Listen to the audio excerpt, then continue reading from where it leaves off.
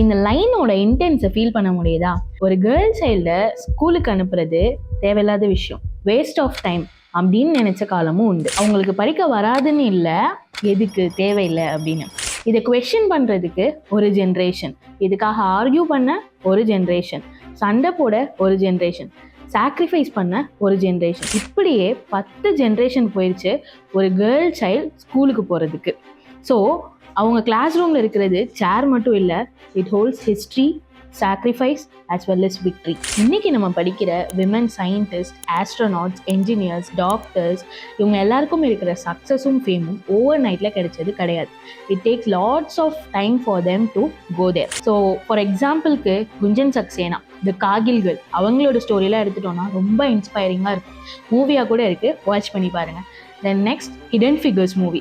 நாசாவில் black women மேத்தமேட்டிஷியன்ஸாக எப்படி support பண்ணாங்க அப்படின்றது அந்த மூவியில் சொல்லியிருப்பாங்க. It's most inspiring. Despite of many discrimination எப்படி அவங்க சக்ஸஸை அச்சீவ் பண்ணாங்க அப்படின்னு சொல்லியிருப்பாங்க. தென் 688 மூவி, அதுலேயும் வேர்ல்டு வார் 2ல் விமனோட கான்ட்ரிபியூஷன் எப்படி இருந்தது அப்படின்றது ரொம்ப இன்ஸ்பைரிங்காக சொல்லியிருப்பாங்க. So proud to be a women. Happy women's day.